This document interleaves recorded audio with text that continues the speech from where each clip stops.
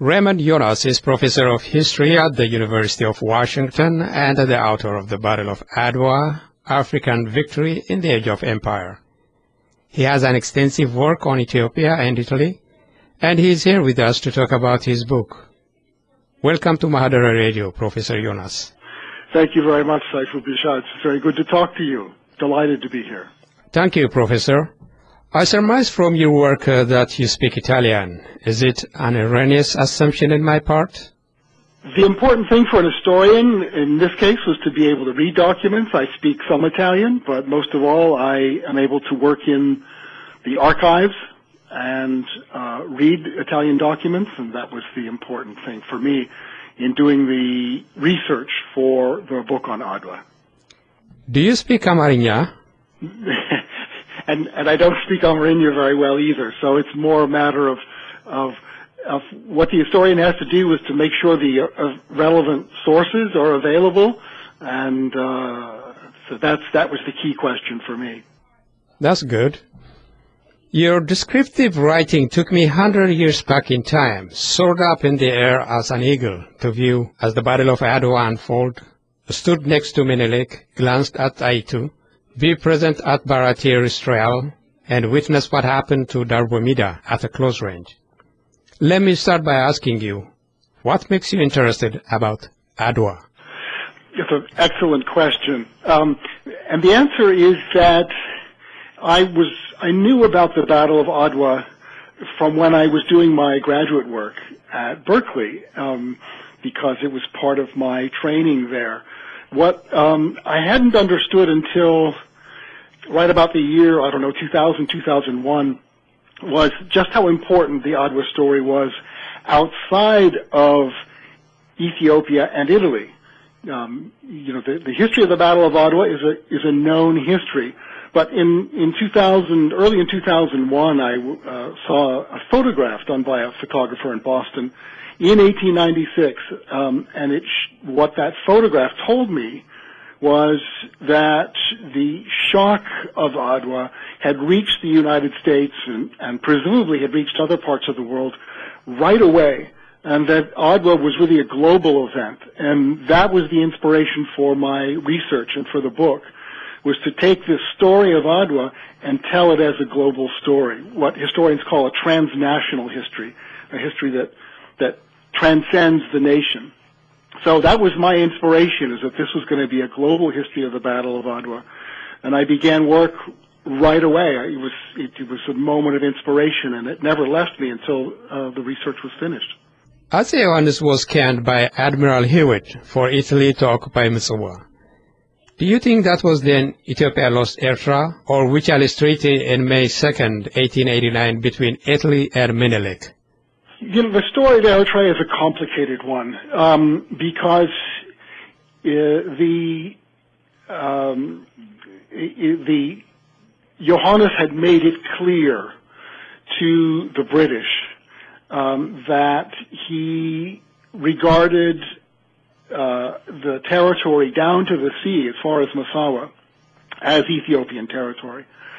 That was the historic claim of Ethiopia, that this was historically Ethiopian territory. The challenge, of course, the problem, of course, was that in real terms, that territory was under Egyptian control. And so the understanding that Johannes had after talking with the British diplomat named Hewitt was that at whatever point Egypt would evacuate that territory, that it would become Ethiopian territory. That was Johannes's understanding, as enshrined in the Hewitt Treaty. What happened, though, is that when the Egyptians evacuated Massawa, the Italians moved in, almost certainly with English knowledge of the fact, but nonetheless, the sovereignty switched from Egyptian to Italian almost immediately. This obviously was very frustrating and annoying for Johannes, and he prepared to do something about it. Events got complicated, and he was unable to follow through on his threat to reclaim the territory, not only Eritrea and all the way down to Massawa. But that was the beginning of the challenge over modern claims for power and authority in that territory. The intrepid Alula put the advancement of Italians in check by crushing 500 out of 580 in Dogali, which is known as Cinquecento in Italy. Yes. Menelik had no control on that territory since Tigray belongs to Jonas at the time. And Jonas, he had mobilized a large force into Eritrea in 1888 but turned back. Why didn't Jonas pursue since the invaders were in sovereign land? Or order Alula, for that matter, to get rid of Italians from Massawa after Dogali? That's another excellent question. Jonas faced a very difficult choice. At the same time that the Italians are pushing up from Massawa toward the Ginda Pass and all of the events that are associated with Dogali and Sahati and other places where there was conflict with the Italians. At the same time, what was called a millenarian revival of Islam in the area now called Sudan was underway, and it was associated with a figure, a kind of messiah figure known as the Mahdi. And the Mahdi and his armed forces were on the move in the west.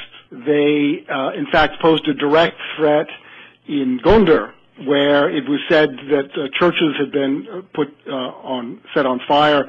The historical documents say 45 churches set on fire in Gondar early in 1888. And so Johannes has a choice to make. He can fight the Italians, or he can fight the Mahdi, but he can't find both. And he makes a fateful decision to turn away from the Italian threat and to pivot to the west to confront the Mahdi. There is, of course, this turns out to be a fatal choice for Johannes, because in the conflict with the forces of the Mahdi, he is wounded and dies early in 1889 at the Battle of Matama. It is the end not only of Johannes, but obviously the end of his reign. Could we say if Johannes hadn't collaborated with military might of British led by Napier to free British citizens, yes, and Theodorus killed himself, would the Italians have a chance to invade Ethiopia? That's an interesting question. It's one of those what-if questions that is so difficult for historians to answer. We know what happened. It's much harder to say what might have happened. What's interesting about the story of the Napier mission, which was to free missionaries who were being detained by Tewodros, what's interesting about that is it's a good example of how conflict within Ethiopia could turn into power rivalries. We know that Johannes Kassa, as he was known, that Johannes had worked with the British, who sent a substantial armed force to Ethiopia in order to liberate the hostages held by Tewodros. One of the things that Johannes did was to make sure that the supply lines of the British were relatively safe and secure. You could call, if you wanted, you could say it was a kind of collaboration. If it was a passive collaboration. It's what Johannes and his forces didn't do rather than what they did. They didn't actively support the British, but they did nothing to interfere with the British and the Napier forces.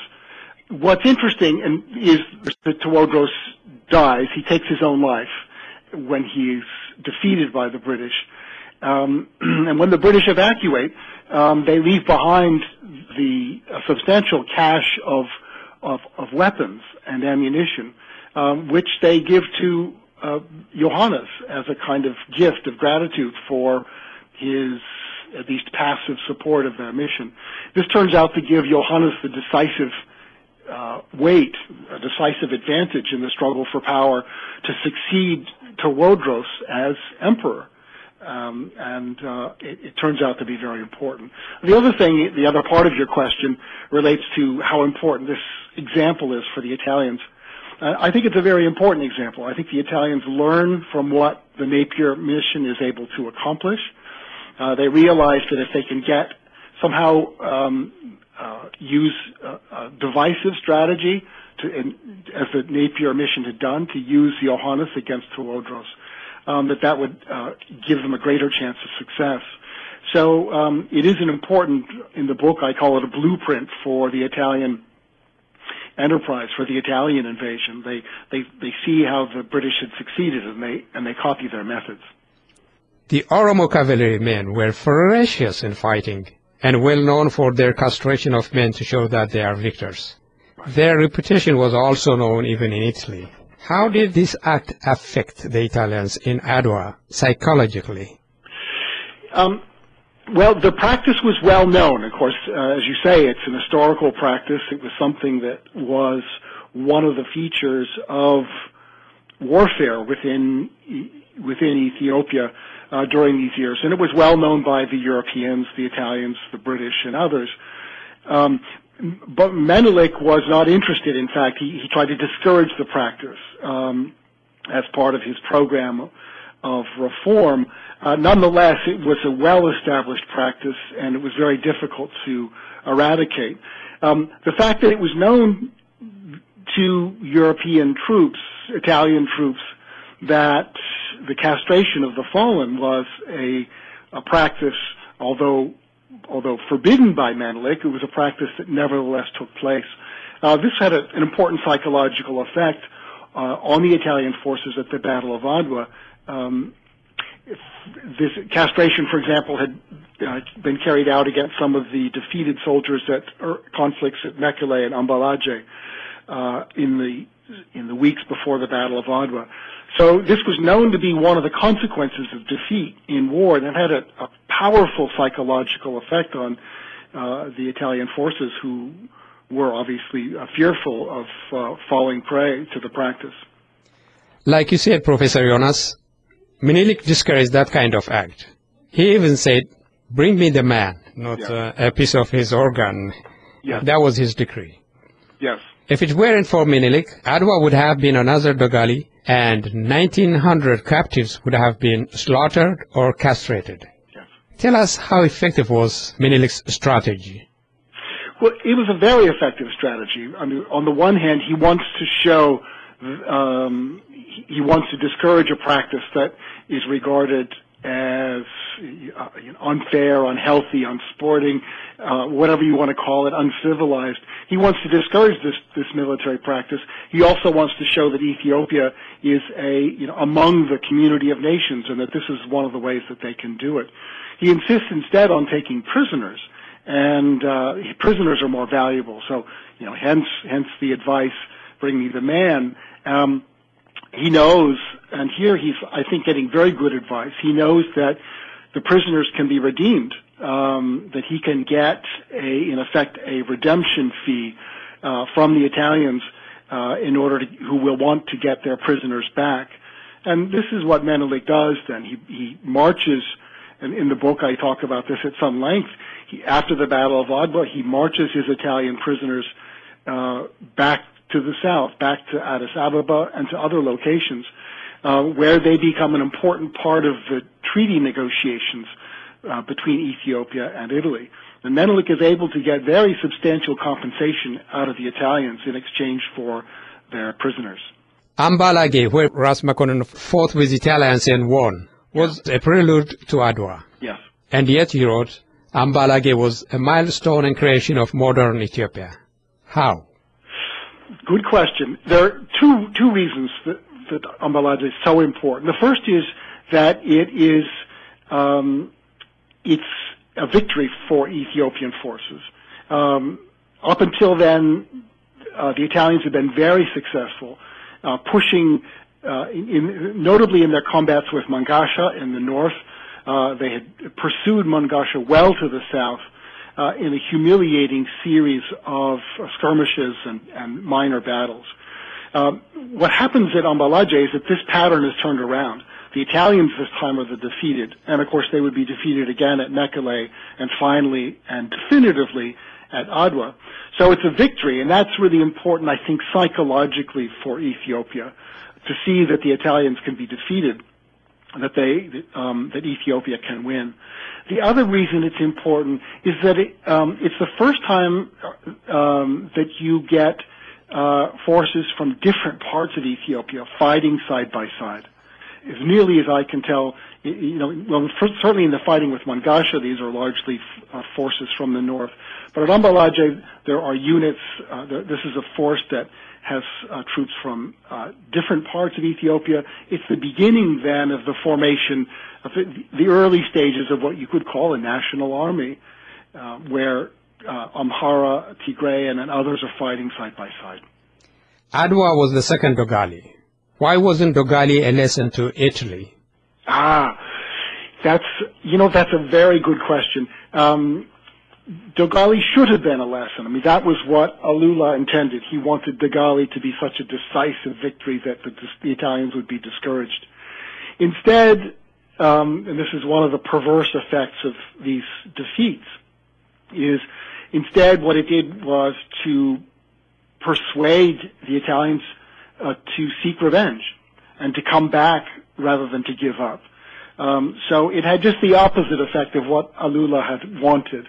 What it did, in fact, was to do something that the Italian political leadership hadn't been able to do, which was to engage some part of Italian public opinion, certainly the political leadership, around the idea of, okay, we need military forces on a larger scale in order to avenge this defeat. I have another why question, Professor Jonas. Yes. Why didn't Menelik cross the Kaze and drove off Italians from Eritrea? Yes, that's the eternal question, isn't it? It is a very important question, an excellent one. There were certainly advocates for doing just that at Menelik's court.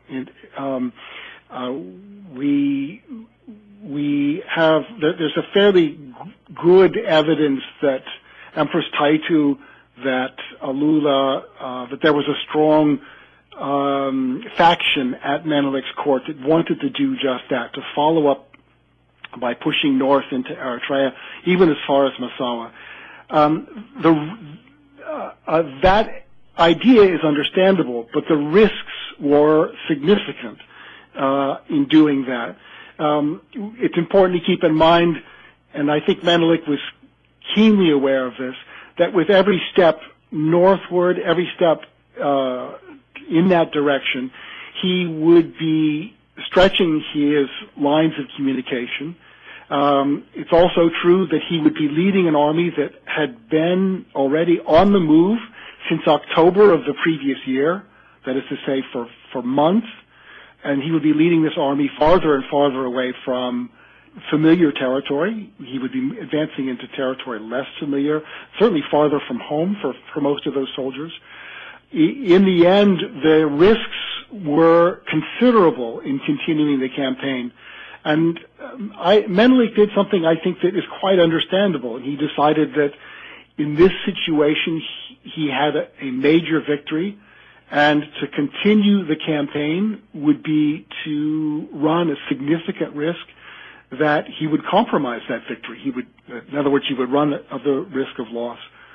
So rather than to make that decision, he decided instead to gather in, to take his victory, to take his prisoners, and to return southward. You wrote, Professor Jonas, Adwa deserves a place among the great campaign of modern times. Yes. And you compared Menelik's genius fight with three great warriors. Yes. Tell us a bit about this.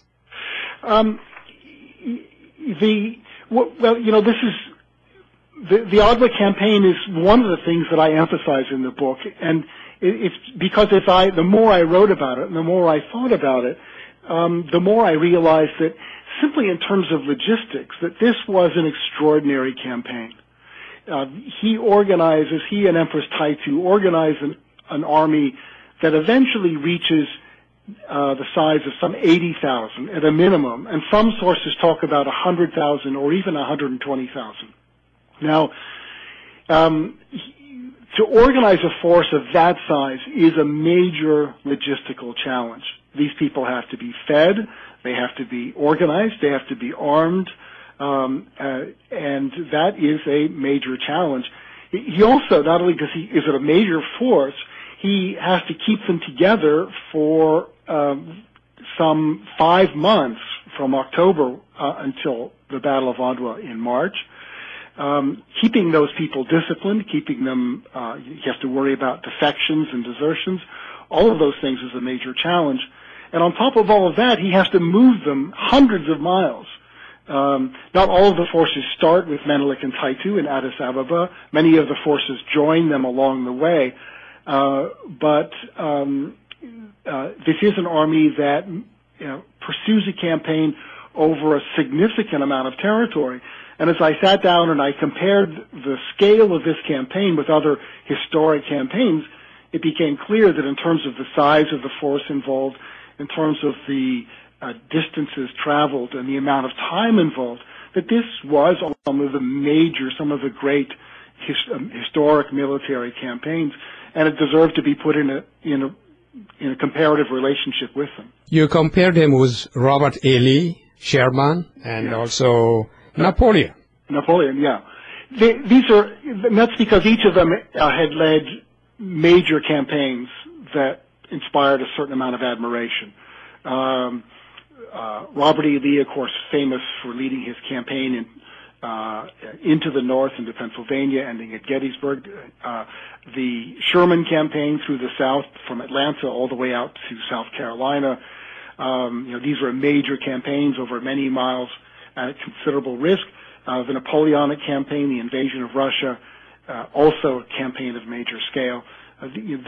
My point was that the Adwa campaign needed to be put in a comparative relationship with these campaigns. Final question, Professor Jonas. Yes. The Atlanta Constitution on the eve of Adwa noted that Africa was already carved up and possessed by Europeans, and the Negroes had to go like Indians, that is, like native Indians in the U.S. Yes. But the outcome of Adwa was rather different. Right. What effect had it in the U.S., especially to the African Americans? That's an excellent question. I think it's the way to begin to answer it is to point out that Ethiopia, or Abyssinia as it was often known among African Americans and known in this country at that time, already had a special place. For example, the Abyssinian Church in Harlem was founded in 1808 in part because of a visit from an Abyssinian group, an Ethiopian group who arrived in New York at that time. The historic place of Ethiopia in terms of the history of civilization was also a source of pride for the African American community in this country. If you read the African American press in those years, in some ways Ethiopia is a metaphor or a stand-in for the idea of Africa itself. That is, Ethiopia is a source of pride. It's a great civilization, and for people, for African American communities who were struggling with the legacy of slavery and recovering from the legacy of slavery following emancipation, the example of Ethiopia is important. It's a source of pride. So the Battle of Adwa takes its place then in an already existing high status vision of Abyssinia as it was known, or Ethiopia. It's something that then adds to the allure, to the luster, to the renown of Ethiopia in African American communities. It's actually an area for additional research. I think it's the interesting thing about the African American newspapers and magazines of the period is that there aren't very many. Many of them don't survive. Part of what we know about the story of Adwa and its reception among African American communities comes later, when it shows up in the reflections of prominent African Americans who would refer to Adwa as an important event, a signal event in their own consciousness of themselves as of African heritage. Mida was the only Italian general who held out longer in the fight. How did the Battle of Adwa ended? What happened to the 1,900 Italian prisoners? Whose fight was the Battle of Adwa? How did the love story of an Italian and Eritrean ended? What damages the Askaris inflicted to Ethiopia, and what was their punishment? And what was the size of the battlefield, and more? You will find by reading Professor Raymond Jonas' book, The Battle of Adwa, African Victory in the Age of Empire. Thank you very much, Professor Jonas, for your time. Thank you. You're quite welcome. It's been a pleasure talking to you.